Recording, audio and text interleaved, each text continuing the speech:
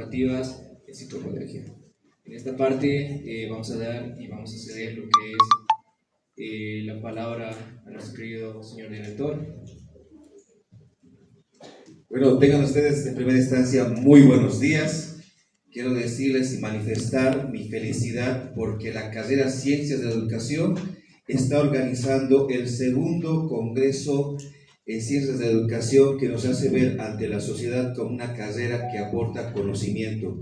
Gracias a todos ustedes por ser parte de la misma. Asimismo, quiero felicitar el trabajo que está realizando la hermana Humedes, que estamos a la cabeza de ella. Un fuerte aplauso, por favor, porque ha salido todo esto muy bien. El día de hoy vamos a tener una mesa de trabajo, una temática muy importante, donde vamos a tener expositores de otras universidades. Tenemos aquí presente también docentes de nuestra querida carrera Ciencia de Educación que van a dialogar y vamos a construir un conocimiento que les tiene que servir a ustedes, estimados estudiantes que son parte de este evento. Quiero agradecerles por estar aquí y me siento muy feliz nuevamente en expresar esta felicidad porque tenía el sueño de hacer este congreso para que ustedes vean que estas temáticas les van a ir sirviendo no solamente en el aula o un certificado, sino ese conocimiento lo pueden aplicar donde van a ir a trabajar. El pilar fundamental de una sociedad es la educación y la transformación de los conocimientos va a depender de profesionales en ciencia de educación que van a ser ustedes. Como ha dicho, y he dicho la otra vez también, como dice el maestro Paulo Freire, la educación no va a cambiar al mundo, la educación va a cambiar a las personas, hombres y mujeres, y ellos van a cambiar este mundo. Queremos inaugurar esta mesa, que sea en buena hora, y ayúdenme a decir que viva la carrera Ciencia de Educación. ¡Viva! Muchas gracias.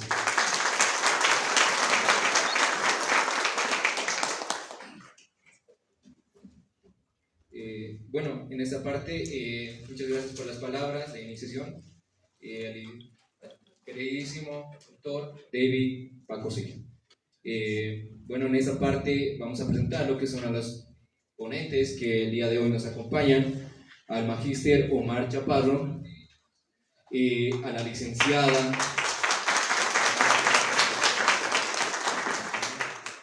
también está presente la licenciada Claudia Bautista Mamani, fonoaudióloga especialista en terapia del lenguaje de niños con fisura palatina, Hospital Munay Hawaki. Un fuerte aplauso, por favor. Damos la bienvenida así también a la doctora Patricia Calizaya Febrero, doctora docente de la carrera Ciencias de la Educación. Un aplauso, por favor. De igual forma también le damos la bienvenida al licenciado Adrián Sergey Pérez Arce, profesional en Ciencias de la Educación, asesor técnico del programa Mundo Inclusivo Caritas Coroico. Fuertes los aplausos, por favor.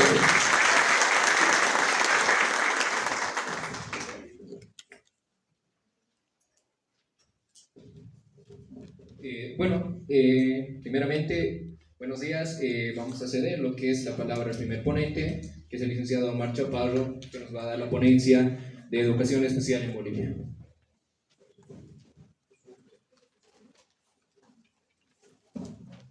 Muy bien, muchas gracias. En primera instancia, agradecer al señor director de la carrera por la invitación que me han hecho para poder dar a conocer lo que es educación especial en nuestro país. También darles la bienvenida a los expositores, a cada uno de ellos por la trayectoria que tienen, y pues que a ustedes todo el conocimiento que les va a transmitir les pueda servir, ¿no?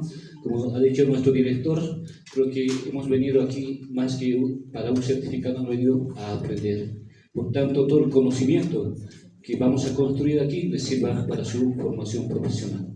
Muy bien, vamos a iniciar. Soy licenciado Omar Chaparro Choque, docente de la Universidad Pública del Alto.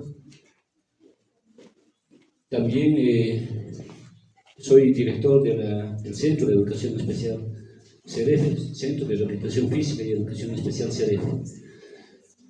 Bueno, en cuanto respecta a lo que es educación especial en nuestro país, se han dado ya políticas que benefician a los estudiantes con discapacidad,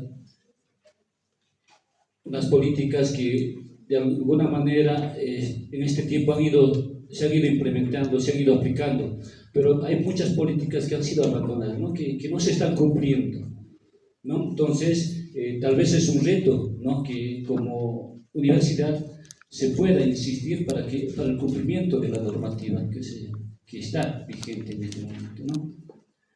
Hablar de educación especial muchas veces se les viene a la cabeza lo que es discapacidad simplemente, ¿no? Pero la educación especial va más allá de lo que es discapacidad, sino también se refiere a la atención de estudiantes con dificultades en el aprendizaje, ¿no? Que los estudiantes que están en educación regular. Otra población de estudiantes que pertenece a educación especial son estudiantes con talento extraordinario. No, ustedes han debido escuchar de los superdotados de altas capacidades intelectuales. Sin embargo, en nuestro país se les llama, ¿no? Según la normativa, estudiantes con talento extraordinario, los superdotados, a los que tienen altas capacidades intelectuales. ¿Bien? Entonces, ¿qué es la educación especial? Es la atención que se brinda a estudiantes con necesidades educativas especiales, ¿no? ¿Y quiénes tienen necesidades educativas especiales? Estudiantes con discapacidad, estudiantes con dificultades en el aprendizaje, estudiantes con talento extraordinario. El siguiente, por favor. Muy bien, dentro de lo que es la estructura del sistema educativo plurinacional, se tiene tres subsistemas, ¿no? Uno que es el subsistema de educación regular, del cual todos nosotros hemos sido parte, ¿no? La gran mayoría. El otro subsistema es de educación alternativa y especial, y el subsistema de educación superior de formación profesional, ¿no? Donde están los institutos superiores, universidades y demás. Pero nosotros nos vamos a centrar en lo que es el subsistema de educación alternativa especial. Este subsistema también se subdivide en dos partes, ¿no? Que es educación alternativa y educación especial. Y lo que hoy nosotros vamos a profundizar para conocer más de lo que es la educación especial en Bolivia es educación especial. Bueno, les decía, ¿no? Entonces, la educación especial atiende a tres poblaciones. Estudiantes, educación para personas con discapacidad, toda la discapacidad intelectual, visual, auditiva, discapacidad físico-motor, discapacidad múltiple. Y estudiantes con dificultades en el aprendizaje, ¿no? Que están en las escuelas regulares. Estudiantes con talento extraordinario. ¿Ya? Entonces, esa población, cuando hablamos entonces de educación especial, no solamente vamos a hablar de discapacidad, sino vamos a hablar de otras dos poblaciones más que están. No solamente es discapacidad, ¿no? Generalmente cuando hablamos de educación especial, directamente se le viene a la cabeza lo que es discapacidad. Sin embargo, esto va más allá.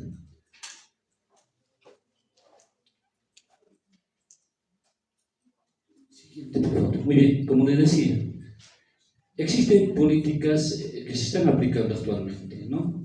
La condición política del Estado, la Ley 070, que son leyes que actualmente están siendo aplicadas y están siendo cumplidas, digamos, ¿no? Para la atención a estudiantes del ámbito de educación especial. También, por otro lado, se tienen los lineamientos de educación especial, los programas de atención para educación especial, el cual respalda también las resoluciones que sacan la departamental y el Ministerio de Educación cada inicio de gestión, ¿no? Tanto en el subsistema de educación regular y en el subsistema de educación alternativa y especial. Muy bien, vamos a hablar ahora de los niveles. El día de ayer creo que ha sido claro, se ha hablado, estaba presente dentro de lo que ha sido el Congreso la ex viceministra de Educación Alternativa Especial, ¿no? En donde ha detallado toda la normativa, ha sido bien puntual en algunos aspectos. Y nosotros lo que vamos a profundizar son algunos aspectos que no han quedado muy claros, ¿no? Una de esas es los niveles de atención de lo que es educación especial en el área, más que todo en el ámbito de discapacidad, ¿no? Entonces, uno de los niveles de atención es la atención temprana, ¿ya? En los centros de educación especial de nuestro país se atiende a estudiantes desde el momento de la detección. ¿Quiénes hacen las evaluaciones? Las evaluaciones multidisciplinarias las hacen los profesionales, ¿no?, de un equipo multidisciplinario, ¿no?, donde se encuentra el psicopedagogo, está el médico, está el fonoaudiólogo, después, bueno, también el trabajador social tiene un trabajo muy importante de lo que es dentro de la detección, está el psicólogo, la psicóloga. Entonces, la evaluación, una vez hecha la evaluación, se detecta que un estudiante tiene algún grado de discapacidad, tiene que ser atendido en los centros de educación especial en el área de atención temprana, ¿no? Entonces, eso es de los primeros niveles. Ustedes conocen los niveles de educación regular, ¿verdad? Inicial, primaria, secundaria, ¿no? Y en el ámbito de educación especial, específicamente de discapacidad, ¿ya? Porque para talento extraordinario y dificultades es diferente, ¿no? Entonces, en discapacidad, la primera, ¿no?, es atención temprana, desde los 0 años hasta los 6 años, ¿no?, desde el momento de la detección. Muchas mamás no se dan cuenta, no son detectados muchos estudiantes ni en los 0 años ni en los 6 años, sino son detectados con discapacidad a los 7, 8, cuando ya están en las unidades educativas, ¿no? Entonces, eso es un aspecto que hay que tomar en cuenta. Entonces, no pasan por eso, pero están, ¿no? Si ellos no se han dado cuenta, si la mamá no se ha dado cuenta que su hijo tenía discapacidad, le ha incluido a una escuela, está en una escuela regular, ¿no? Ha debido pasar inicial, después ya estando en el nivel primario, se han dado cuenta que tiene discapacidad, ¿no? El otro nivel es de dependencia personal, que comprende desde 6 años a 9 años aproximadamente, ¿no? Según los lineamientos de educación especial, comprende desde los 6 años a 9 años de dependencia personal, ¿no? A estos estudiantes con discapacidad, enseñarles lo que es actividades de la vida diaria, ¿no? Si tiene un grado de discapacidad, ¿qué van a enseñar? Actividades de la vida diaria, a ir al baño solo, a asearse, a hacer también las tareas, ¿no?, algunas actividades académicas y demás, ¿no? Entonces, a ese nivel de 6 a 9 años se le llama independencia de persona. El otro nivel de independencia es la independencia social, ¿no?, que comprende de 9 a 14 años aproximadamente. En este nivel lo que se busca es la independencia de la persona con discapacidad, que vaya a comprar solo a la tienda, que maneje el dinero, que pueda desplazarse de un lugar a otro, ¿no? También las actividades académicas va a ser muy importante, ¿ya?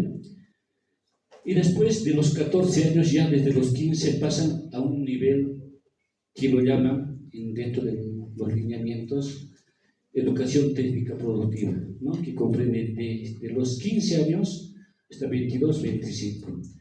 ¿Qué pasa habiendo pasado estos niveles, no? Para pasar a educación técnica productiva, necesariamente tiene que pasar y recién pasar a lo que es productiva. ¿Bien? Entonces, en este nivel de técnica tecnológica productiva, los centros de educación especial de Bolivia tienen diferentes talleres. Hablando del Centro de Educación Especial CDF, en el cual yo estoy trabajando actualmente, se tiene 5 talleres, ¿no? Uno es de bisutería, el otro es de telares, servicio y panadería, ¿no? Y en otros centros incluso hay mensajería, hay carpintería, hay diferentes oficios que se les puede, en los cuales se puede formar a los estudiantes, y en el cual se llama, ¿no?, educación técnica tecnológica productiva. ¿Ya? Siguiente, por favor. Muy bien, las áreas de atención. Las áreas de atención son todas las discapacidades que vamos a ver a continuación y que también están lo que es dificultades y talento extraordinario. ¿Ya? Discapacidad intelectual, anatómicas, funcionales, limitaciones significativas tanto en el funcionamiento de la inteligencia. Entonces está afectado la parte cognitiva, ¿no? Son estudiantes que asisten, ¿no?, a nuestro centro, a los centros de educación especial, en el cual se les está dando una atención, ¿ya?, de acuerdo a los lineamientos que nos ha planteado curricular para la atención educativa de estudiantes con discapacidad. A esta población de estudiantes se les atiende desde la detección en lo que es las unidades educativas. Mencionaba hace un momento, muchas madres de en educación regular ya están en el nivel primario. Muchas veces han querido sacarles, ¿no?, enviarles a un centro de educación especial, pero las mamás no quieren, ¿no?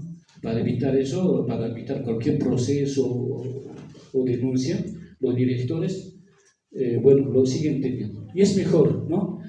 Se ha visto, hemos escrito algunos artículos también de los beneficios que tiene estar en unidades educativas regulares. Hemos hecho algunas comparaciones, unos estudios comparativos de dónde está mejor el estudiante con discapacidad, en unidad educativa regular o en el centro de educación especial, ¿no? En donde se ha visto que es mucho mejor que los estudiantes con discapacidad intelectual, dependiendo a la gravedad, ¿no? Entonces, eso también hay que tomar mucho en cuenta. El siguiente, por favor. Otra es la condición del espectro autista, ¿no?, que son estudiantes con autismo. Estos se caracterizan por alteraciones en la interacción social, no se comunican fácilmente, alteraciones en la flexibilidad conductual como cognitiva, y tienen otros intereses, alteraciones en la comunicación, no se comunican fácilmente, ¿no? Son estudiantes que también, ¿no?, hemos visto que están incluidos en las unidades educativas. Y en ese mismo estudio que se ha hecho, se ha visto que es mucho mejor, ¿no?, tiene un mejor relacionamiento. ¿Ya? Entonces, eso también hay que tomar en cuenta. El siguiente, por favor. Es discapacidad mental psíquica, ¿no? Son personas que debido a causas biológicas, psicodinámicas y ambientales son afectadas por alteraciones en los procesos cognitivos. Existen centros de educación especial dentro de lo que es nuestro departamento. Uno de esos es el Centro de Educación Especial de San Juan de Dios, que está ubicado en Irpali. Entonces, los estudiantes o niños que son detectados pueden ser atendidos en esos centros de educación especial. ¿Ya? Entonces, también tienen los lineamientos para la atención educativa de estudiantes con discapacidad mental o física o psíquica. Siguiente, por favor. Bueno, la otra es la discapacidad visual, ¿no? Persona ciega total es aquella que no ve absolutamente nada. Algunas limitaciones en la visión. Entonces es otra población, es otra área de atención, ¿no? La discapacidad visual en los centros de educación especial. En el Alto existen dos centros de educación especial que están atendiendo actualmente. Uno que es el Julián Alpaza, que está cerca de Río Seco, donde la fábrica de vidrio más o menos. Y el otro es el Centro de Educación Especial CD, ¿no?, en donde se tienen dos modalidades. Modalidad directa e indirecta. Cuando hablamos de directa, estos estudiantes están en nuestro Centro de Educación Especial.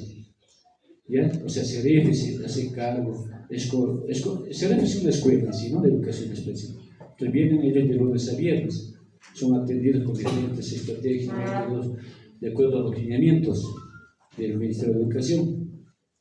Pero estos estudiantes tienen afectado, ¿no? O sea, tienen asociado otra discapacidad. Entonces, por esa razón no pueden estar incluidos en educación regular. Entonces, la modalidad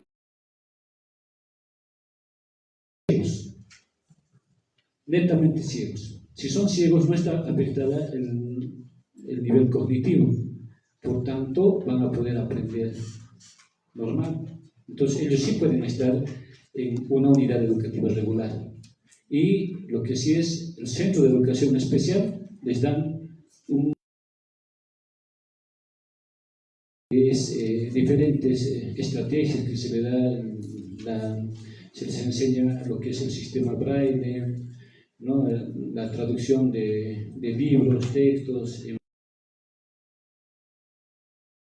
también algunas estrategias que se trabajan, pero sobre todo el apoyo en la unidad educativa, ¿no? La maestra o maestro del centro de educación especial va a apoyar a la maestra de educación regular. Le enseña el sistema Braille, adaptaciones curriculares, ¿no? Le da talleres de sensibilización, orientación a los maestros y maestras de su unidad educativa. Entonces, en lo que es en el área de discapacidad visual también hay esos aspectos que hay que considerar, ¿no? Estudiantes que sí pueden educativas regulares y estudiantes que solamente están en centros de educación especial. El siguiente, por favor. Otro es el área de discapacidad auditiva, ¿no? Son personas con pérdida de limitaciones auditivas, menor o mayor grado, y que a través de la visión estructuran sus experiencias de integración, ¿no? Estos estudiantes aprenden más de manera visual. Y pues, ¿qué es lo que les caracteriza, digamos, no? Ellos, ¿no? Con la lengua de señas, seguramente muchos de ustedes conocen la lengua de señas, pero difiere, ¿no? A la de otros países. De otros países es diferente. Por eso llaman lengua de señas bolivianas. No es lenguaje, es lengua de señas bolivianas, ¿ya? Y en otros países es diferente. Entonces, aquí en el cual se han quedado, ¿no? O sea, se está normando, digamos, lo que son sus señas, ¿ya? Estos estudiantes con discapacidad auditiva también en los centros de educación especial son atendidos desde la detección. Desde el momento que son detectados, estos estudiantes son atendidos. Primero en el área de atención temprana, ¿ya? Entonces, ahí está la diferencia, ¿no? En el otro, es decir, lo que es discapacidad es decir, atención temprana, independencia personal, independencia social y técnica productiva. En lo que es de discapacidad auditiva es diferente, ¿no? Inicia con lo que es atención temprana y a primaria y secundaria. Pero en los centros de educación especiales, atención temprana, inicial y primaria. En los centros de educación especial se trabaja con la currícula de regular. Eso hay que tener en cuenta. Pero se profundiza lo que es la lengua de señas, ¿ya? En el caso de estudiantes con discapacidad auditiva, entonces, lo que se va a profundizar en los centros de educación especial, desde atención temprana hasta sexto de primaria, es la lengua de señas boliviana, pero va a ser con la misma currícula de educación regular, ya con todo lo que ustedes han ido aprendiendo en el nivel primario, con lo mismo se va, ¿ya? Bueno, entonces ellos van aprendiendo señas, ¿no? Y después se pasa a lo que es secundario. Ya viene ahí la inclusión de estudiantes con discapacidad al subsistema de educación regular. Es decir, que estos estudiantes con discapacidad auditiva pueden estar o deben estar en el centro de educación especial hasta sexto de primaria, aprendiendo la lengua de señas boliviana. Después de sexto de primaria pueden ser incluidos a unidades educativas regulares. En el caso de La Paz, hay centros de educación especial, uno de ellos es Huáscar Cajías, que incluye los estudiantes, sus estudiantes con discapacidad auditiva, a la unidad educativa Ayacucho. En el caso de CRF, que es otra de las instituciones que nosotros trabajamos, discapacidad auditiva a la unidad educativa Juan Capriles. ¿Ya? Entonces, terminan sexto de primaria, al año siguiente se van a inclusión, a primero de secundaria, con su intérprete. Es decir, que su maestra, que las ha acompañado por varios años, ella va a ser la que va a interpretar. ¿Ya? Entonces, ellos van a terminar hasta sexto de secundaria en la unidad educativa regular. ¿Ya? Y muchos acuden a las normales, otros a las universidades, algunos institutos que también están recibiendo estudiantes con discapacidad auditiva. ¿Ya? Pero también hemos visto un problema grande, digamos, ¿no? Haciendo algunos artículos, haciendo algunos estudios que muchos estudiantes son incluidos a las universidades, a institutos, pero estos estudiantes no han salido pues, de un centro de educación especial incluido, digamos, ¿no? Sino que han estado pasando de curso desde inicial, primaria, secundaria, han pasado de curso hasta salir bachilleres. Han entrado a un instituto o a una universidad quienes han tenido problemas. Uno no conoce la lengua de señas, no saben leer y escribir correctamente, ¿no? Entonces, se ha visto también esas deficiencias o dificultades en lo que es la inclusión, ¿no? de esta población de estudiantes. En lo que respecta a discapacidad físico-motora, estos estudiantes pueden ser incluidos en educación regular, ¿no? Son aquellos estudiantes que están con silla de ruedas, estudiantes parapléjicos, ¿no? Pero que no está afectado el coeficiente intelectual. Entonces, ellos pueden ir o pueden estar en... De igual manera, pueden recibir una atención dentro de lo que es el Centro de Educación Especial, un apoyo, ¿ya? Entonces, eso también en coordinación con los maestros, con la capacitación y la sensibilización a lo que es la unidad educativa. Siguiente, por favor. Bueno, después de lo que es,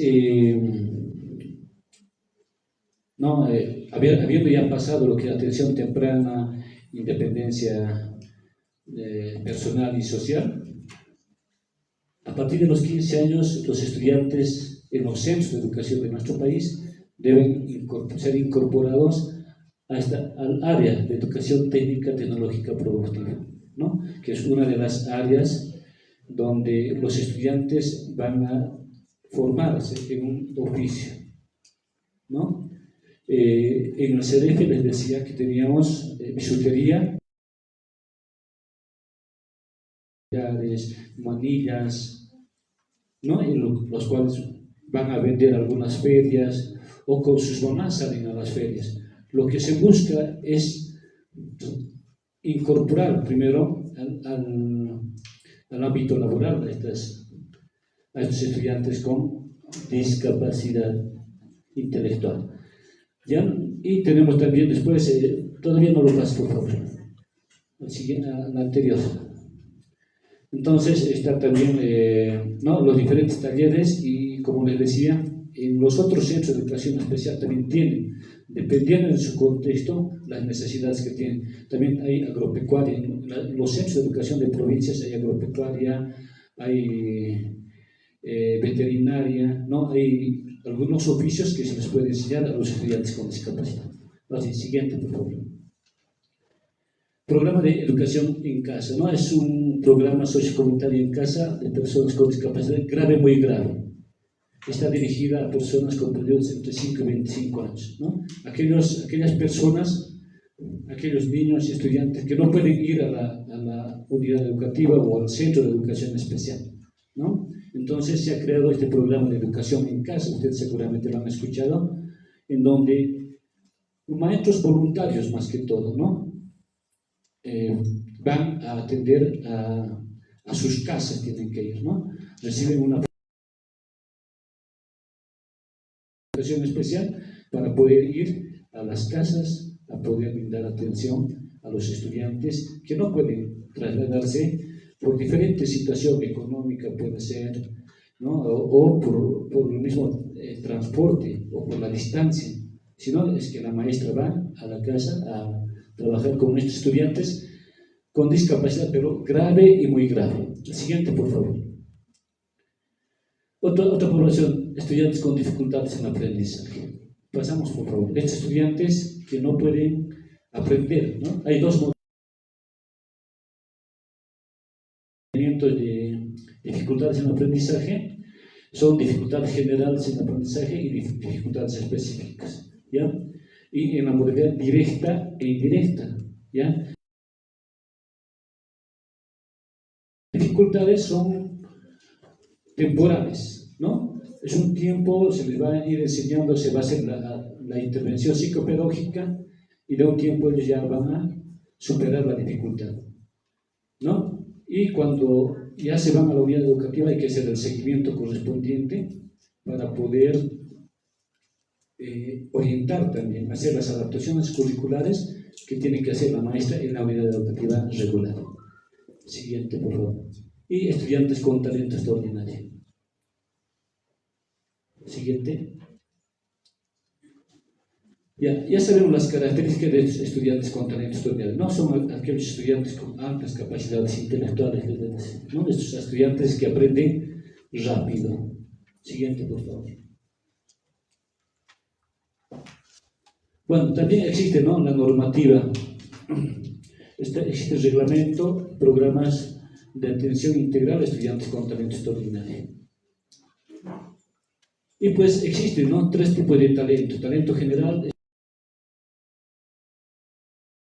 y también existe estrategia de atención a estos estudiantes con talento extraordinario. ¿Cuál es el procedimiento que se tiene que hacer para la detección de estos estudiantes? Detección de estudiantes con talento extraordinario general. Generalmente, una de las estrategias que ellos acuden es la aceleración del curso. Ustedes saben que dentro de un aula hay estudiantes, niños de primero de primaria, digamos. Ellos ya saben leer, saben escribir, ya saben sumar, restar, y algunos incluso saben multiplicar. Entonces, ¿qué van a hacer? Una de las estrategias de eso es la aceleración del curso, ¿ya? Y para la aceleración del curso, pues, se tienen que seguir ciertos procedimientos, ¿no? Entonces, para la detección, lo primero que se hace es, pues, que los padres de familia tienen que hacer, no hay un protocolo, hacer una solicitud, la aplicación de guías de detección, informe a la dirección, después de derivación a un centro de educación especial. Los únicos dos centros que son acreditados por el Ministerio de Educación es el CRF y otro es Adaptación Infantil, que está en Obrajes. Son los únicos dos centros que pueden hacer valoración o la detección para estudiantes con talento extraordinario. Siguiente, por favor. Y la identificación también tiene ya otro procedimiento, ¿no? Una vez que la unidad educativa haya ya detectado que el estudiante es, tiene talento extraordinario, lo que se hace es se hace la evaluación psicopedagógica multidisciplinaria y después de un informe,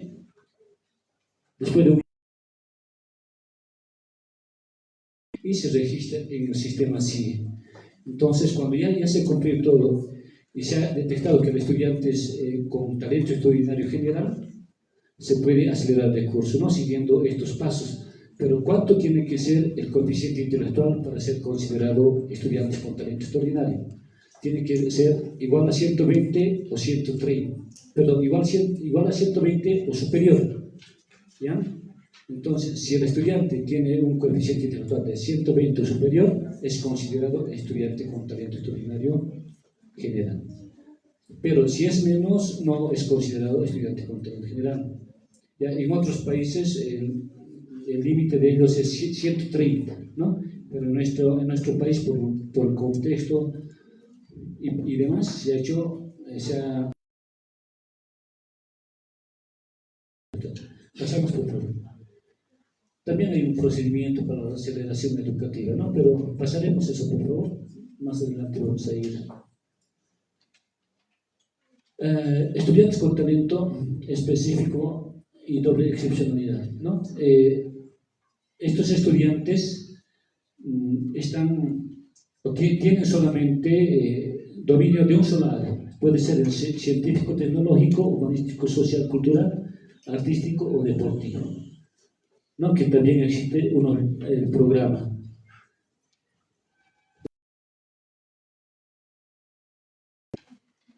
El siguiente. Igual, ¿no? Tiene un protocolo de detección, de identificación para ver si es estudiante con talento específico o doble excepcionalidad. Muy bien, vamos a pasar a esto que es muy importante, ¿no? Las estadísticas por departamento a nivel nacional. Como les decía, se han dado pasos importantes en lo que es educación especial. Hay ya muchos centros en educación especial que y talento. Dentro de lo que es nuestro departamento existen ya 55 centros de educación especial. ¿Ya? A nivel del Alto existen 10 centros de educación especial. ¿Ya? Muy bien. A nivel del Alto tenemos, perdón, a nivel de La Paz, a nivel de Bolivia primero estamos. Se tiene cerca de 15.000 estudiantes que están siendo atendidos en los centros de educación especial, en lo que es... Pasamos al siguiente, por favor. También aquí está la estadística del Departamento de La Paz, que se está atendiendo actualmente, ¿no? Cerca a 4.000 estudiantes con discapacidad, dificultades y talento extraordinario. En este sector, el Alto 1, ¿no? El Alto está dividido por distritos educativos, el Alto 1, el Alto 2 y el Alto 3. En el Alto 1 se tiene atención de cerca a 1.200 estudiantes, ¿ya? Dentro de lo que es la atención a estudiantes con discapacidad, dificultades y talento. Los centros de educación especial de este sector son Virgen Niña, San Martín de Porres, Juliana Paza y Madre Ascensión Nicole. Siguiente, por favor. Y las estadísticas del Alto 2, está uno de los centros, es Cerefe, Mururata, San Francisco de Asís y Bartolina Sisa. El siguiente, por favor. Y Sartaui y 15 de abril, que es en el Alto 3, ¿no? El sector de Sencata, de ese sector. El siguiente, por favor. Entonces, actualmente se tiene, ¿no?, la atención de estudiantes con discapacidad, dificultades y talento. En el Alto, les decía, a 1.432 estudiantes que están siendo atendidos actualmente, ¿no? Entonces, según la Organización Mundial de la Salud, se tiene, ¿no?, un 16% de cada población tiene algún grado de discapacidad. En el Alto somos 1 millón aproximadamente, o más, ¿no?, de 1 millón. Unos 150.000 personas habría con discapacidad. Y en edad escolar, unos 70.000 o 60.000 estudiantes, ¿no?, de edad escolar. Pero actualmente solamente están siendo atendidos como 1.432 estudiantes, ¿no? Entonces, esa es la dificultad a la población que requiere, porque de estos 1.432 que están atendidos en los centros de educación especial, hay unos 600 que están en las unidades educativas regulares. Y la otra población que tiene discapacidad, ¿dónde se encuentra? ¿Dónde están? ¿No? Aún siguen escondidos como antes lo hacían, ¿no? Antes les daba vergüenza incluso a sus hijos, no querían que los vean. Entonces, falta, ¿no? Muchos centros de educación especial primeramente, o centros de intervención con discapacidad. Se requiere también profesionales que brinden atención educativa desde la detección y la intervención psicopedagógica a estudiantes con discapacidad, ¿no? Entonces, se ha dado pasos importantes, pero no se está llegando a lo que se quiere, ¿no? A toda la población, sino es una parte pequeña o mínima, ¿no? Entonces, para eso se requiere profesionales en educación especial que puedan atender, brindar atención. Se requieren instituciones, que se creen instituciones para poder atender, porque hay muchos estudiantes con discapacidad y muchos estudiantes con dificultades en el aprendizaje que no están siendo atendidos. No hay muchas instituciones, si bien hay algunas instituciones que hacen las detecciones, las evaluaciones, pero no hay instituciones que hagan la intervención psicopedagógica para la superación de la dificultad de aprendizaje o la atención alguna a los estudiantes con discapacidad intelectual, visual, auditiva, ¿no? Un apoyo educativo. Muchas gracias. Esa es esta parte de lo que es educación especial.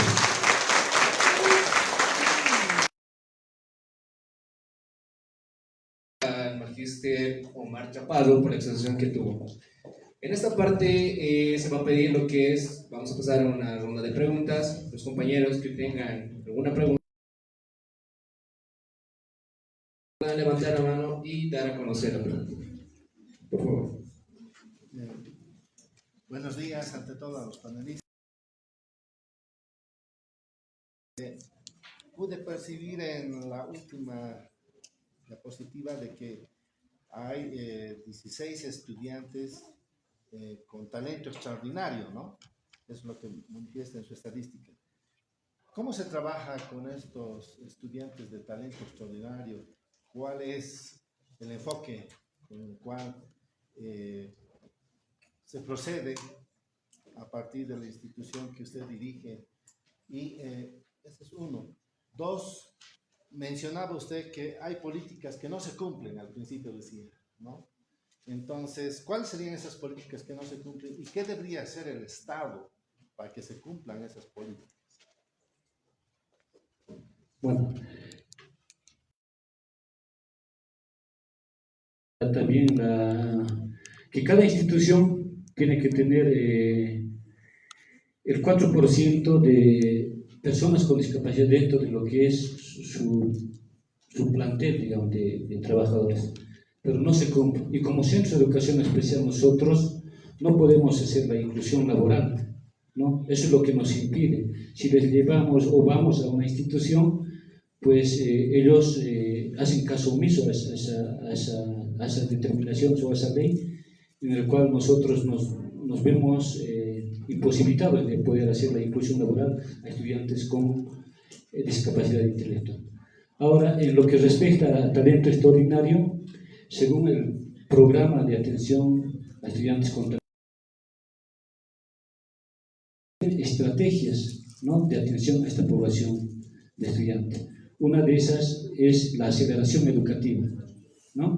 Cuando detectamos que estudiantes es detectado con talento extraordinario general, después de un protocolo de las evaluaciones y todo lo que se hace, una de ellas es la aceleración del curso, ¿no? Estos estudiantes no solamente pueden acelerar una sola vez, sino pueden acelerar 2 o 3 o 4 veces.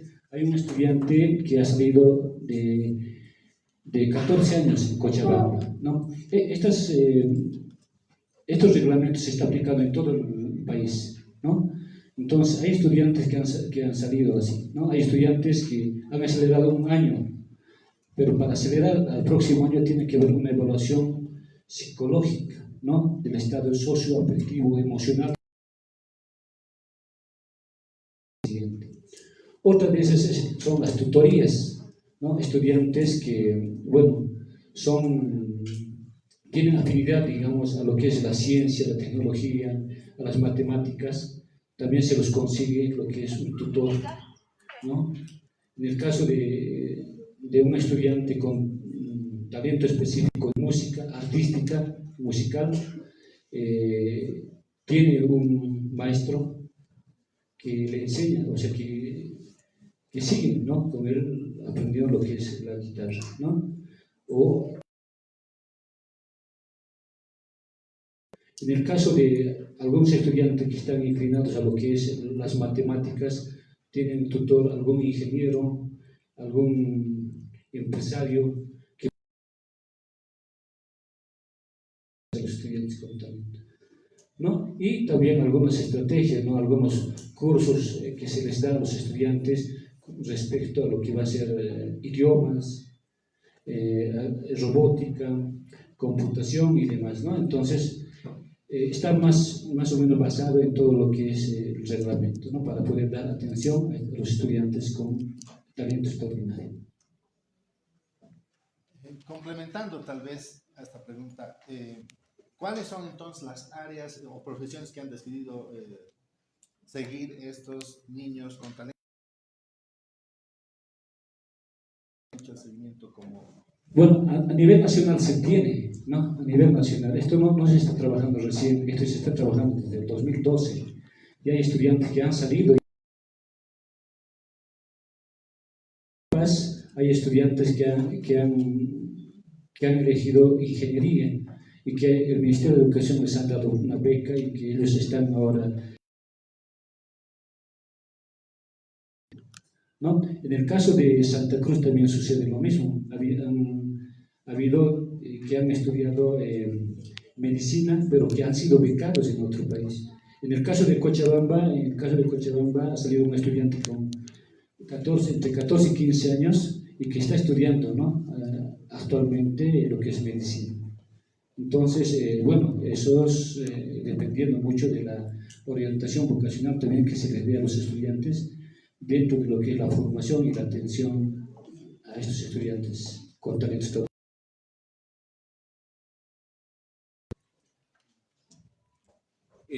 ¿Alguna otra persona que tenga alguna otra duda o consulta para nuestro docente, licenciado?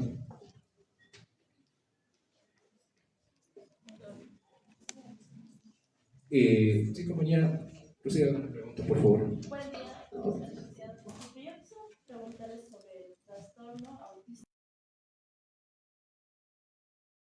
de los 0 años a los 6 años. ¿Cómo uno se tendría que dar de cuenta de que el niño está con ese trastorno y otro autista?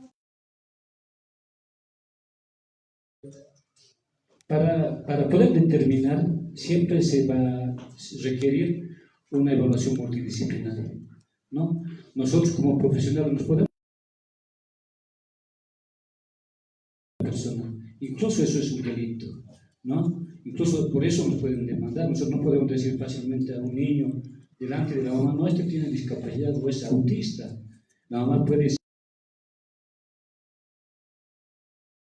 no incurrir en eso. Lo que nosotros necesitamos es la evaluación de los profesionales, ¿no? Un equipo multidisciplinario tiene que determinar qué tipo de discapacidad tiene o qué es lo que tiene, ¿no?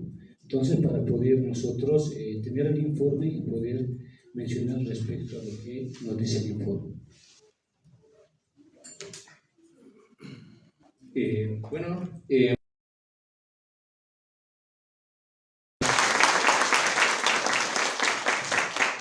también recalcando, ¿no?, a los ponentes que calculen su tiempo de exposición. Ya, seguidamente vamos a tener aquí a una invitada especial, la licenciada Claudia Bautista Mamani. De los aplausos, por favor.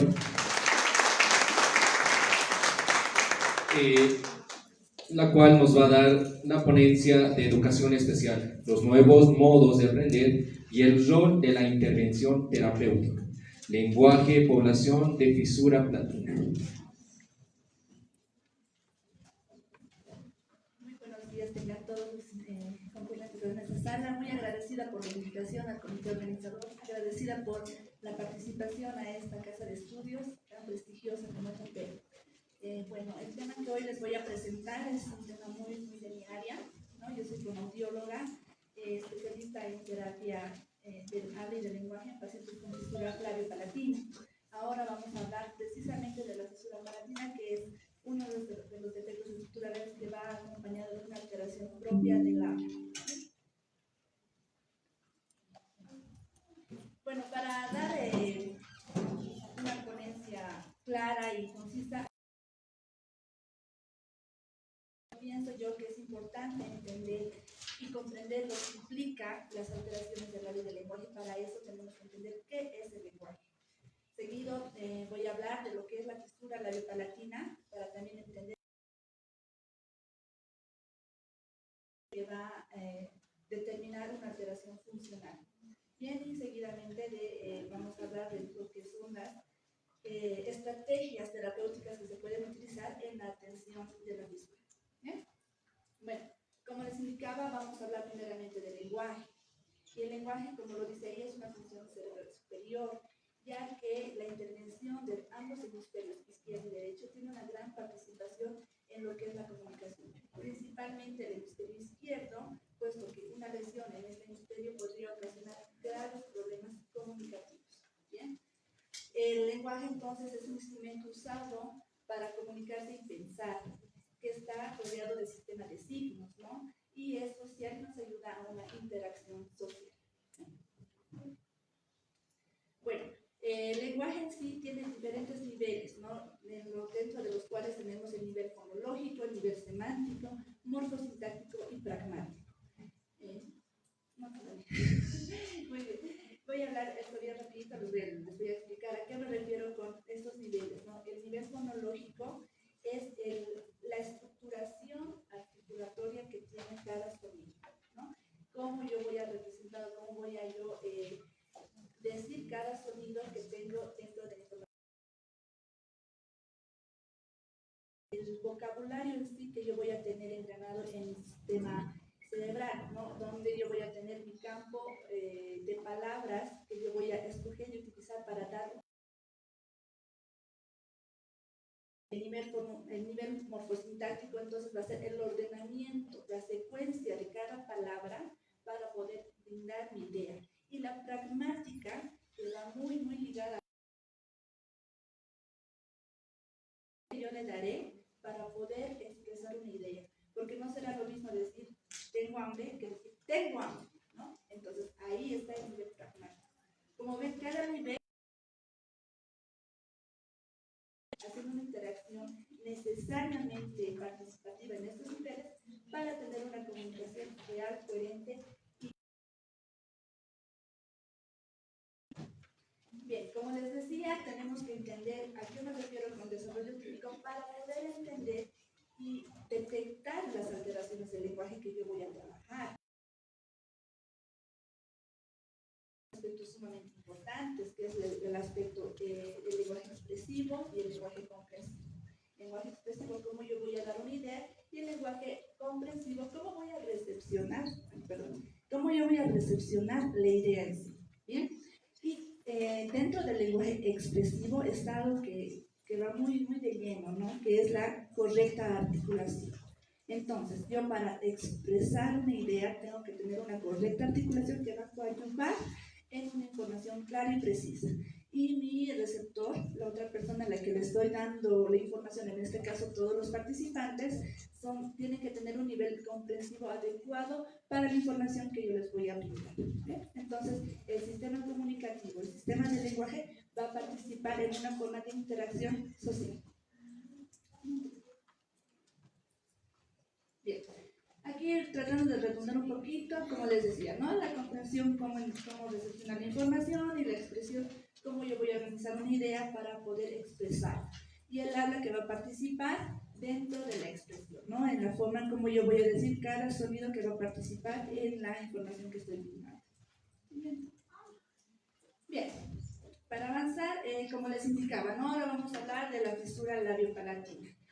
La fisura labiopalatina es una alteración estructural propiamente que puede alterar diferentes regiones de la estructura del labio, gingiva y paladar. ¿Bien? Puede presentarse en diferentes formas y asimismo va a alterar diferentes funciones. Puede presentarse de forma unilateral, puede presentarse de una forma bilateral, afectando solamente el labio y la gingiva, puede ser, o puede afectar como acá, ¿no? Labio, gingiva y paladar, siendo esta una fisura completa. Y también puede presentarse de forma aislada, alterando solamente la región del paladar. En esta ponencia, ahora yo quiero hablarles precisamente de la alteración en esta región, no en la región para tal que muchas veces nos ha pasado en la institución que llegan pacientes que no han sido correctamente diagnosticados y no han íntegro, no presenta ningún tipo de alteración. Bueno, acá les traigo dos conceptos que utilizamos muy a menudo, ¿no? Donde indica la fisura labiopalatina o FLAP corresponde a una de las malformaciones congénitas más frecuentes. Y la frecuencia mundial es alarmante, de hecho. Es 1 por cada 1.200 recién nacidos vivos. Acá en Bolivia, según el último INE, que bueno, esperemos que este año se vaya a actualizar, la incidencia es aún mayor, ¿no? Tenemos diferentes regiones donde encontramos bastante paciente con fisura labiopalatina, además de que lamentablemente la fisura es una condición que sí está relacionada con la pobreza. Y nosotros, al ser un país que tenemos aún en nuestro medio. Bien, entonces, los pacientes con fisura palatina, ¿no? Encuentran un riesgo de presentar alteraciones tanto en el desarrollo del lenguaje y en el desarrollo del sistema fonológico, ¿no? ¿A qué me refiero? A que como es una alteración que afecta a una estructura que va a participar en el lenguaje, entonces la afección no solamente va a ser comunicativa, sino también puede llegar a afectar la parte del desarrollo social del individuo. Ya lo que es la alteración del habla, el paladar hendido o fisura palatina es un problema congénito. Eso quiere decir que durante el periodo en que el lenguaje y el habla, los niños con paladar hendido están pasando por este momento crítico con un factor negativo para su desarrollo. De por sí, para los niños que están dentro del desarrollo del lenguaje, adquiriendo un sistema fonológico, adquiriendo un nivel expresivo y comprensivo acorde a su edad, de por sí para ellos es complicado, más ahora que antes, ¿bien? Por diferentes situaciones. Uno, que ahora muy a menudo los papás tienen que salir a trabajar, los niños se quedan con la niñera, con la abuela o con alguien, que no es el estimulante necesario para poder desarrollar un sistema de lenguaje adecuado a su edad, en algunos casos. Hay otros casos que dentro del desarrollo del lenguaje empiezan a surgir tropiezos. Y ojo, estamos hablando de niños que no presentan ningún tipo de discapacidad, pero los problemas del lenguaje se van siendo latentes. Y como decía el licenciado, son identificados cuando el niño empieza a tener una mayor edad, un mayor desarrollo, ¿no? Porque por lo general, de 0 a 2 años, mi niño es varoncito, va a estar hablando. 3 a 4 años está tardando, pero ya va a hablar. Ya entra en la etapa escolar y recién, ¿no? Los problemas del lenguaje empiezan a manifestarse, porque resulta que mi niño empieza a golpear, no atiende, y como la profesora con tantos estudiantes, no puede detenerse en la atención de cada niño. Y estos problemas no se identifican muchas veces. Si es así para un niño que no tiene la fisura, imagínense cómo es para un niño que sí la presenta, que dentro de su desarrollo de por sí ya empieza a tener una característica influyente para la adquisición de. Bien, entonces, al estar comprometida una estructura funcional del lenguaje, se debe de los parámetros del lenguaje. ¿A qué me refiero con una estructura funcional? Bien, para explicar esto un poco, acá tenemos toda la estructura del paladar. Bien, el labio, la gingiva donde se cruzan los dientes, ¿no? El paladar duro y el velo del paladar. Esta estructura, como la vemos acá, está abierta y un momento donde esta región está cerrada.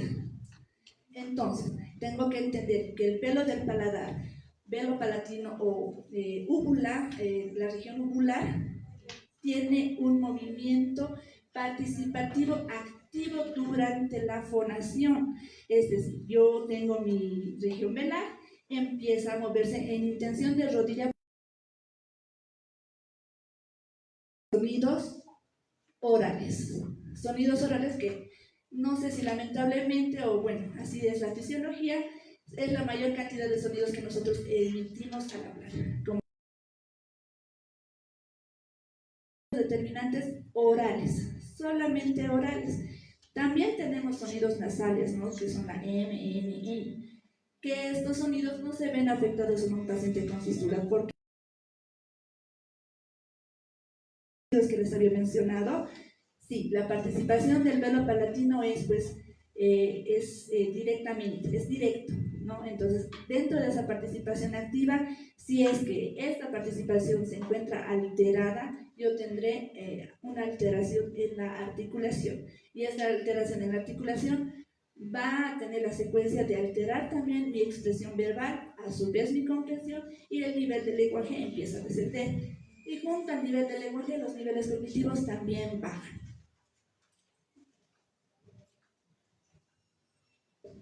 Entonces, quiero que leamos lo siguiente: habla y lenguaje. ¿Por qué habla y lenguaje? Relacionados íntimamente uno con el otro, pero no son lo mismo, ¿ya? Entonces, los pacientes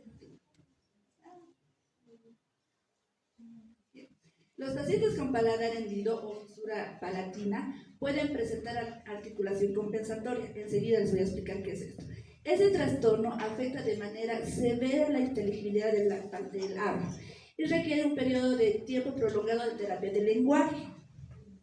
La articulación compensatoria puede ser considerada como un trastorno fonológico, y esto implica que los errores de la producción y percepción de los sonidos del habla están relacionados no solo al conocimiento fonológico, sino a niveles. Eso nos había dicho Hoffman en los años 1900, desde cuando ya tenemos este conocimiento que lamentablemente aquí aún.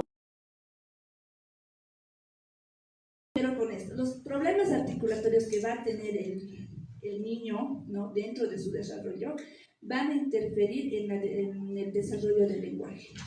Al ser un problema fonético y fonológico, ¿a qué me refiero? Fonético porque por la alteración estructural no voy a poder emitir diferentes sonidos, y fonológico porque al yo hablar de una forma ya predeterminada, mi cerebro reconoce esta forma en la que yo voy a hablar y lo hace parte de, lo engrana, o sea, es como que esa información se penetra en el cerebro y mi cerebro va a encontrar la norma de hablar así.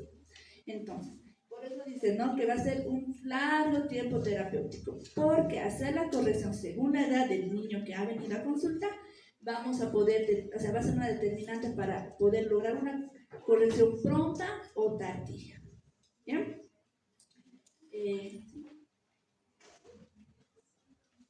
Bueno, existen tres características fundamentales en la fisura labiopalatina dentro de la alteración. Los pacientes con fisura palatina tendrán tres características que les decía: la voz será hipernasal, habrá una emisión nasal y una articulación compensatoria, lo que ya les estaba mencionando, ¿no? ¿A qué me refiero con voz hipernasal? La voz hipernasal es una alteración de la resonancia. Cuando nosotros hablamos con diferentes cualidades que tiene nuestra voz, y una de ellas es la resonancia. La resonancia es cómo me sale mi voz, o sea, que esa cualidad exquisita que tiene de ser más oral o más nasal en algunas personas, ¿no? Hay personas que tienden a hablar un poquito más con la nariz, otros que tienden a tener la voz un poquito más grave, ¿no? Y esto se va a deber a la resonancia, que es una característica personal de cada individuo.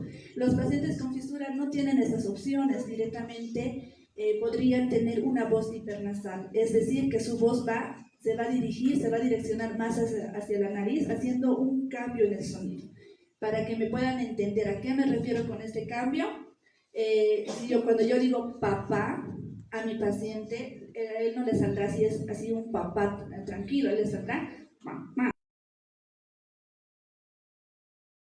Alteración resonancial que es identificada pues al oído humano, ¿no? Nos damos cuenta de que este niño, esta persona, este adulto tiene una cierta dificultad al hablar, y obviamente el individuo también lo nota, y es cuando ya no quiere, ni siquiera quiere intentar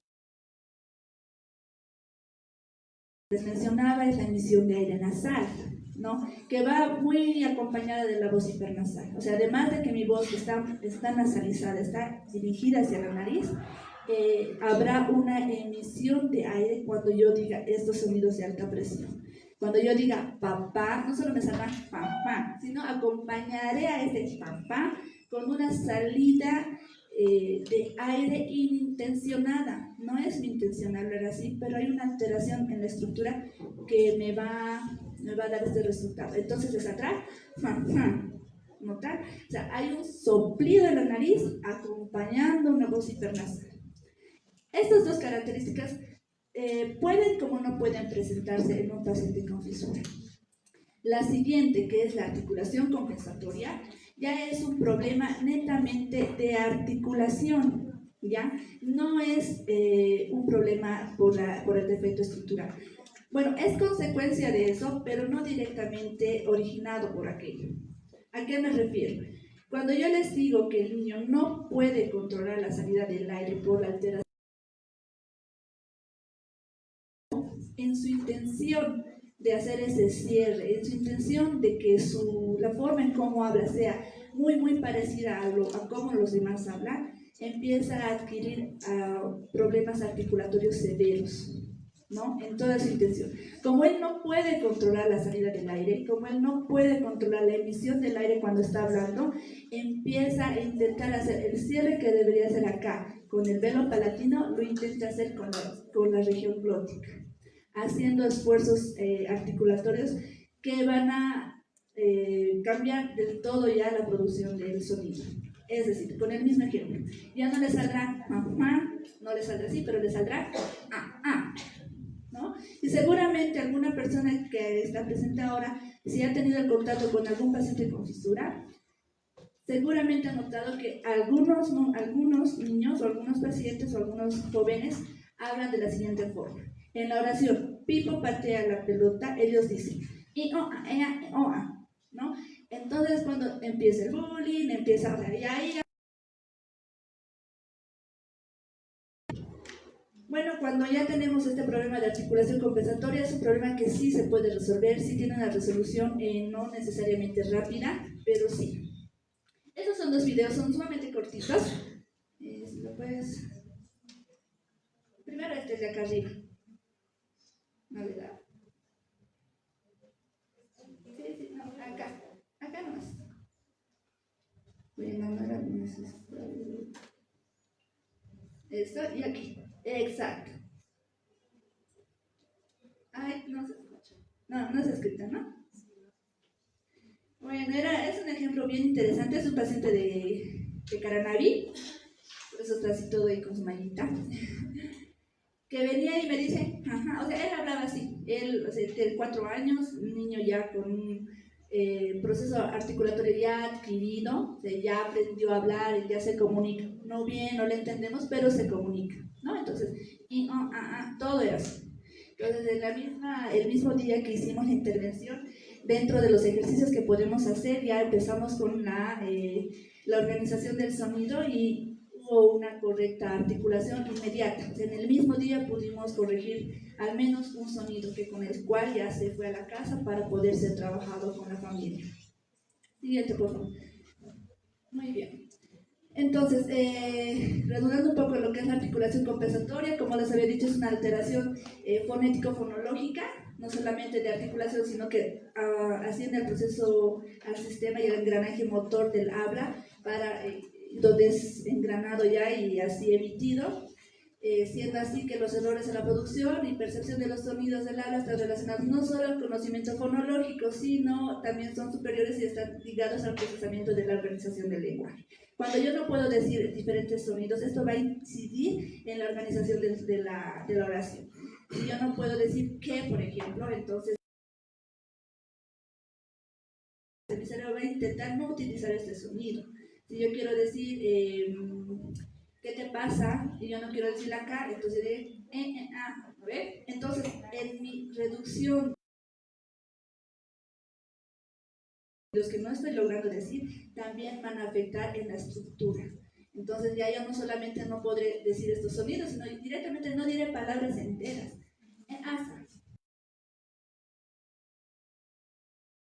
sola palabra compuesta en realidad.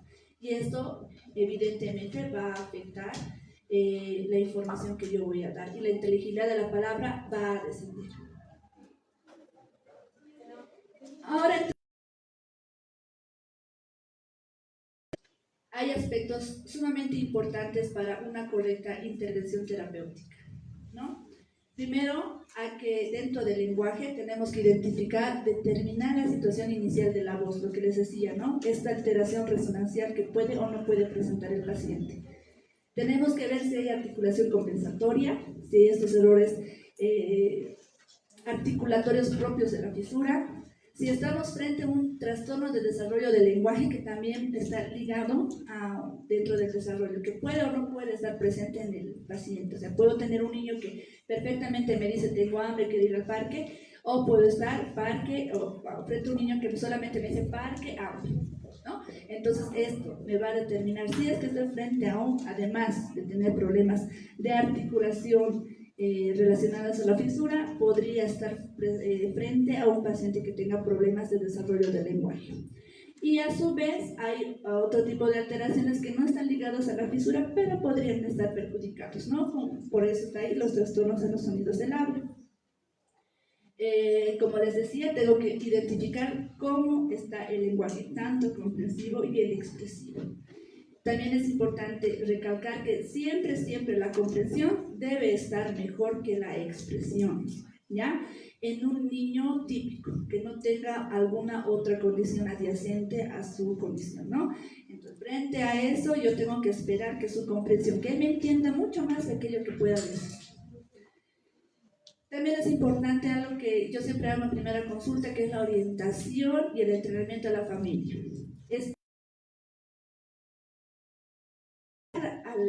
A la familia que está acompañando al menor el camino que tenemos que seguir, decirles cuáles son los lineamientos que tenemos que ir avanzando, qué aspiramos, a dónde aspiramos llegar, cuáles van a ser más o menos las directrices que vamos a tomar en el camino, si va a ser terapéutico, si va a ser quirúrgico, si va a ser acompañado de los estudios que tenemos que hacer en el camino. Entonces tenemos que ser sumamente claros y concisos, y también hacerles entender a la familia que ahora ya no están solos, ¿no? Que ahora ya somos 3 que tenemos que ir caminando hacia un solo destino, ¿no? A una sola meta, ¿no? Y claro que sí, es muy importante el enfoque terapéutico que yo voy a seguir con cada paciente. Como les decía, cual sea necesitamos 3 aspectos sumamente importantes, ¿ya? Principalmente está el paciente, ¿no? Que todo en realidad va a ir girando en torno a él. Después, que sepa lo que quiere hacer, a dónde quiere llegar y lo que quiere conseguir con el paciente, y no lo generalice, no lo vea como uno más del montón, sino que sepa que este paciente tiene características y bondades muy personales y particulares de este individuo. Y algo que yo siempre digo, la importancia de la participación de la familia en el enfoque terapéutico, porque conmigo estará 1 o 2 veces a la semana por 45 minutos, pero con la familia está 24/7, ¿no? O por lo menos 12/7, pero está con la familia. Entonces, la familia va a ser mi mano derecha dentro de la participación. ¿Para qué? Para conseguir los resultados que yo como terapeuta estoy buscando. Bien, ahora sí, hablando dentro de lo que son las estrategias de intervención, yo básicamente en la consulta vamos trabajando varios aspectos, ¿no? Pero dentro de estos tenemos la repetición, que esto siempre se ha utilizado. Yo tengo que decir muchas veces una misma palabra para poder engranarla en el sistema funcional superior y así poderla utilizar. Bien, el moldeamiento continuo, ya es aquí donde participa bastante la familia, ¿no? Donde yo tengo que ser clara, decir y explicar cómo tengo que decir el sonido para que mi paciente lo empiece a decir. Eso lo hago con la repetición, pero en el moldeamiento, además, yo todo el tiempo le hago escuchar el sonido que le quiero decir para llegar al siguiente punto, que va a estar la siguiente, pero dentro de actividades que sean contextuales, actividades que sean muy propias del niño. Yo no tengo que inducirle a actividades que el niño no entienda, ¿no? Por eso yo tengo que ir a actividades de uso cotidiano. ¿Cuáles son esas? La hora de la comida, la hora de la vestimenta, la hora de la higiene. 2 días y por lo menos 2 veces al día, por lo menos. Entonces, son estos momentos, estos eventos que yo tengo que utilizar para hacer mi moldeamiento continuo, ¿no? Por ejemplo, en la oración, papá come carne, papá come pan, papá come pipocas, ¿no? En una actividad contextual, porque el niño está frente a su papá, lo está viendo comer y le está haciendo una indicación, haciendo una repetición que el niño tal vez a veces ni se da cuenta, ¿no? Por eso cuando yo empiezo a trabajar con un niño siempre utilizo palabras que yo sé que va a decir. Por ejemplo, ¿dónde están tus juguetes? ¿Dónde están tus ojos? Aquí, ¿no? Entonces yo estoy haciendo repetición, moldeamiento en contexto. ¿Sí? Además de otras, lo máximo para un niño que es el juego. Todos hemos aprendido jugando y lo vamos a seguir haciendo. Seguimos jugando y seguimos jugando. A un niño, hazle sentar en una mesa que haga y que haga, no le gusta, no le va a gustar, no lo va a hacer. Que vamos a generar frustración, enojo, molestia. Entonces, a jugar con actividades de contexto, con repetición y haciendo un moldeamiento. Yo sigo haciendo lo mismo, pero ahora estoy jugando. Por eso es que cuando a veces porque sabe a que ha venido, él ha venido a jugar. No ha venido a hacer tratamiento, no ha venido a hacer terapia, él ha venido a jugar. Bien, por eso es que el juego es supremamente importante en la intervención, además de que muchos estudios indican lo siguiente, que el juego está íntimamente relacionado con el lenguaje. Además de que la estructura del juego va a estar en función a la estructura del lenguaje que el paciente vaya desarrollando.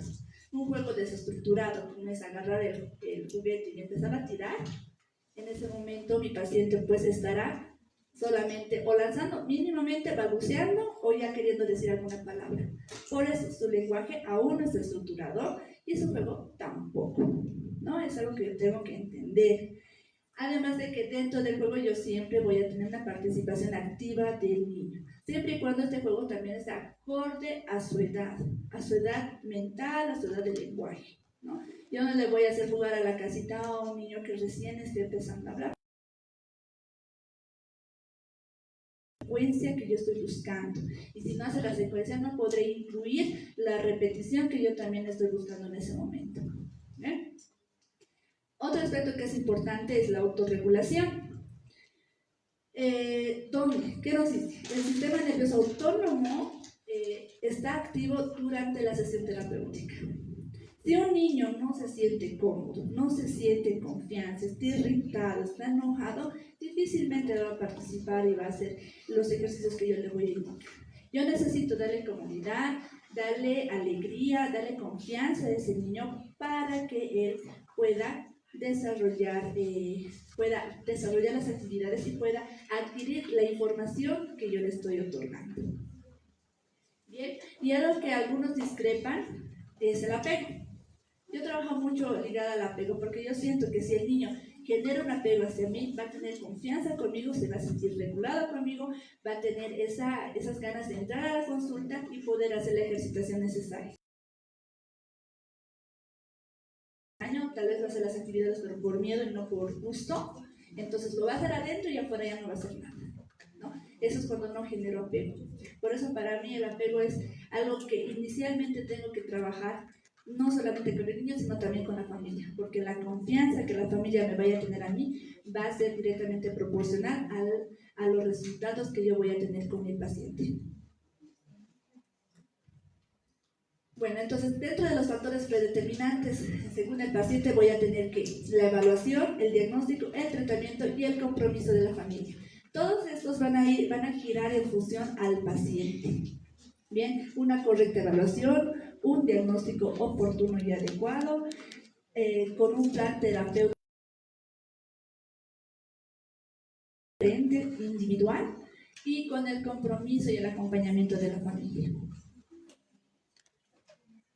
Bueno, es un caso pero creo que no lo vamos a poder ver porque no se escucha.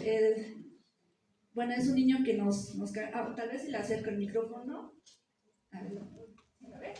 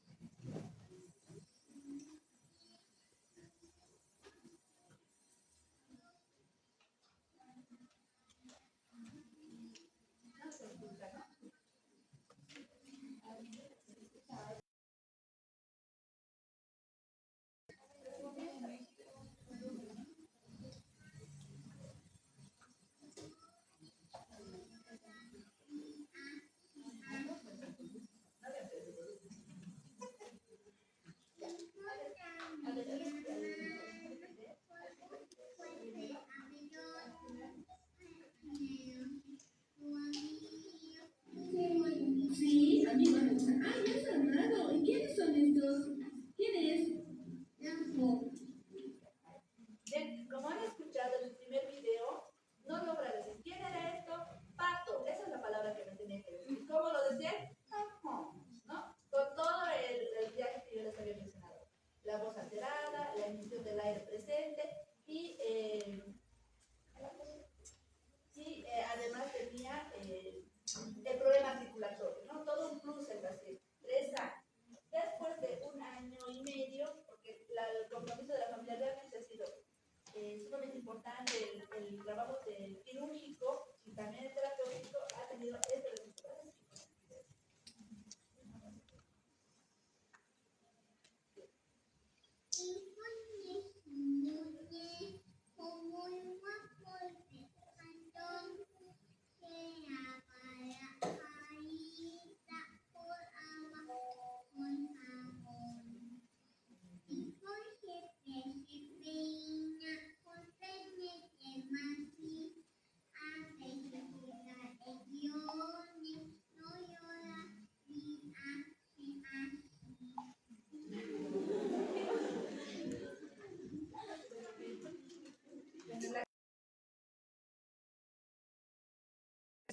A los siguientes ponentes. Es esa la terapia, ese es el tratamiento.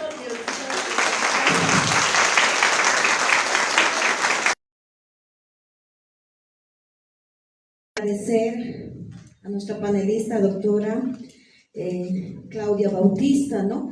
Ahora vamos a proceder a la ronda de preguntas, por favor. Si alguien desea. Por favor. Sí, bueno, felicitarle, doctora, por su exposición, pero como se dice, toda exposición también tiene carácter preventivo, ¿no? Entonces esta pregunta tiene carácter preventivo. ¿Qué recomendaría usted como carácter preventivo para madres para evitar este problema de lo que es el paladar? Bueno, como sabemos, bueno, no lo voy a explicar ahora, pero la fisura labiopalatina es multifactorial en realidad. Son muchos factores que inciden para que un paciente nazca con esta condición. ¿Qué participan? O sea, para saber cómo prevenir, tengo que saber de la mamá. Supremamente importante. Hacer los controles prenatales, el consumo de ácido fólico dentro de los primeros, o sea, por eso también es importante pues la planificación familiar, porque lamentablemente la fisura labiopalatina, ¿en qué momento se da? En la 4ª semana de gestación aproximadamente, 4ª, 5ª, cuando muchas veces, muchas mujeres ni sabían que estaban embarazadas. Y nos pasa, ¿no? Cuando te das cuenta, al mes y medio, estás pensando que es un retraso y ya estás embarazada. Y la región velar, la región palatal, ya está. Y los riñoncitos. Entonces, en este momento yo no sabía que estaba embarazada. Por eso es importante hacer la planificación familiar. Por otro lado, los aspectos ambientales, ¿no? La exposición a agentes tóxicos, la exposición a... Y por eso también es que esta condición se da mucho en el norte de La Paz, donde ¿qué hay? Bastante mina, bastante uso de pesticidas, ¿cierto? Entonces, la contaminación del agua, son factores sumamente insidiosos para que se genere esta condición, ¿no?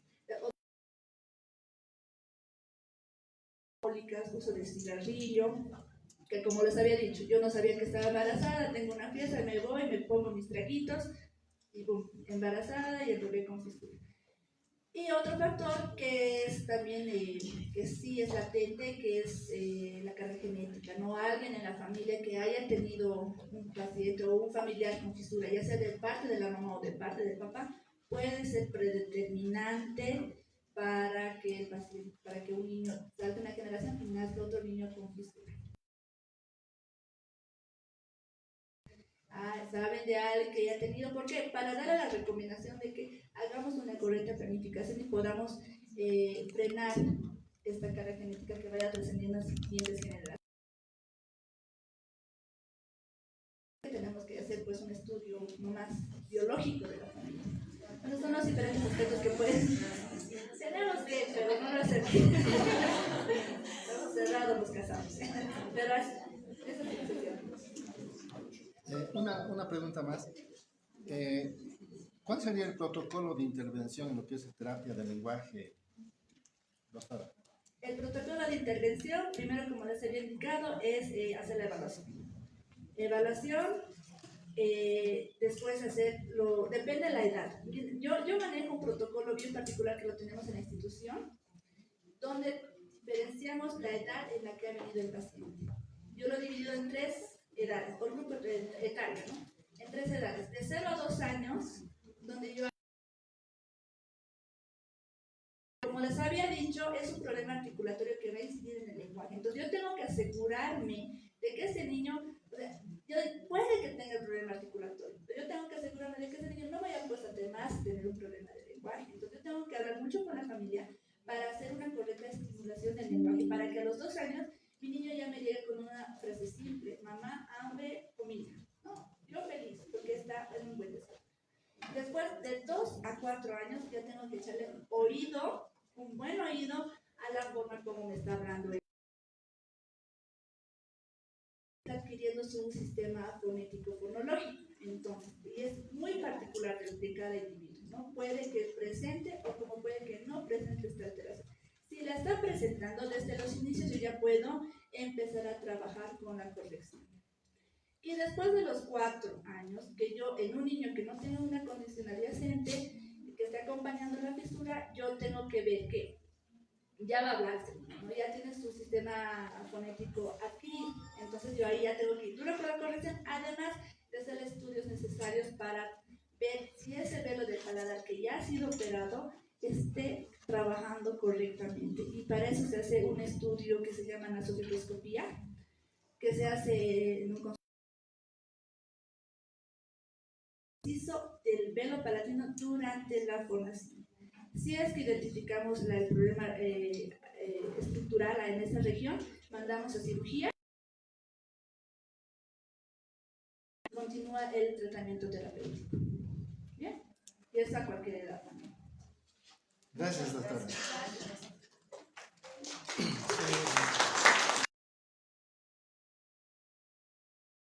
En primer lugar, felicitarle por la exposición. Realmente es increíble el tratamiento interventivo que se tiene que realizar una vez que el problema está presente.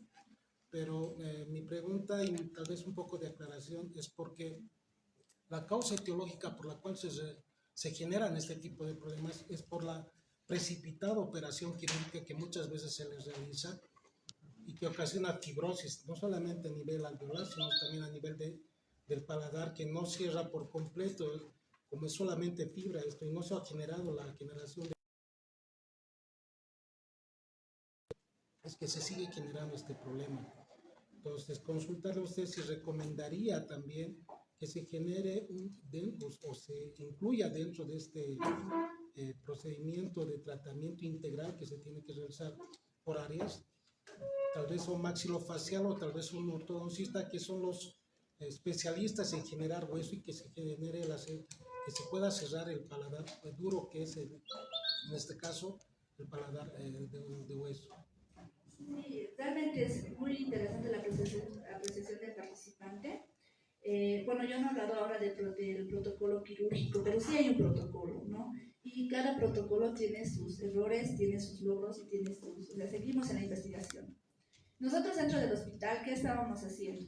El protocolo quirúrgico básicamente, les explico rapidito, va de 3, 6 y 9, es una triada. En el primer año nosotros creemos que es una cirugía cerrada y ya todos felices. No, no es así. Es un protocolo quirúrgico que se debe seguir.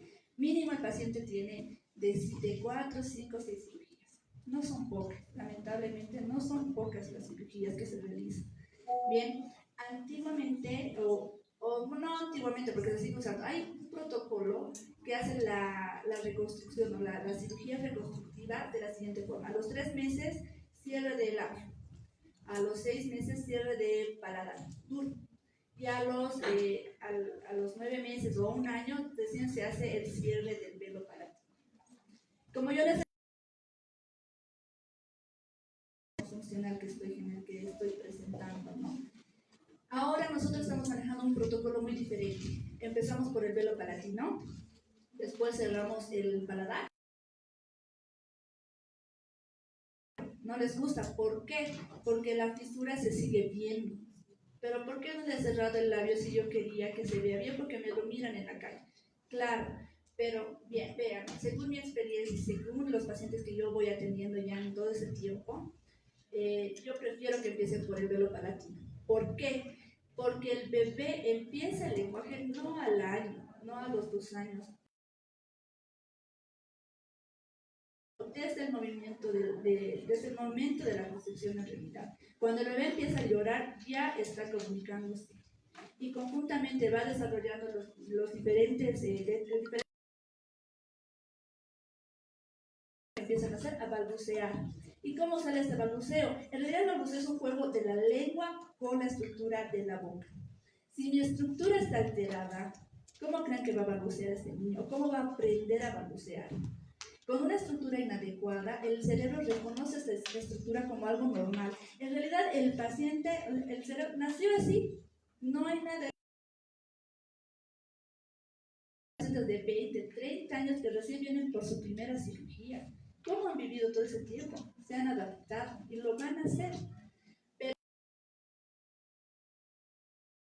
Pero explicar a la familia lo siguiente, que yo necesito un velo del paladar corregido tempranamente para que el cerebro lo reconozca como normal y aprenda a usarlo. Es cierto que el hueso tarda en unas famosas áreas, no se une con facilidad.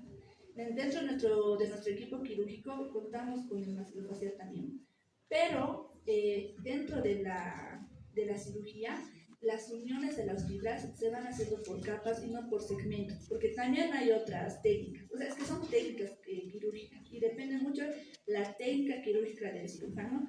Y también yo digo a veces, ¿no? El fono toma examen al cirujano porque es un factor, no es el único, pero es uno de los factores que va a influir en las alteraciones del habla que podría tener el niño. Bien, entonces, por eso quiero que entiendan eso. Dentro de cada proceso quirúrgico va a haber un protocolo y según este protocolo vamos a tener un resultado. Y eso es lo que vamos a ir investigando también. Gracias. Muchas gracias. Si tenemos alguna otra pregunta o consulta.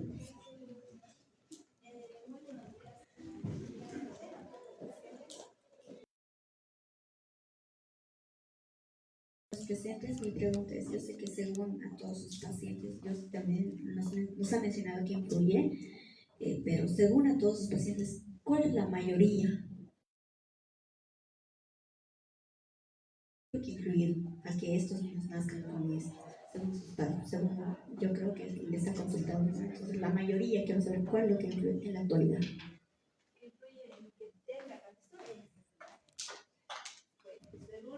Porque sí hacemos, ¿no? El estudio hacemos anamnesis cuando el paciente viene la primera vez a consulta. Bueno, son 3 factores que yo he encontrado, ¿no? Muy comunes. Uno es la malnutrición de la familia, de la mamá. La malnutrición, el estadio de pobreza en el que se encuentra. O sea, es como que de 10 que han venido a consulta, 9 son pobres, así de claro. Ya, otro factor es la contaminación, por eso les decía, tenemos bastante,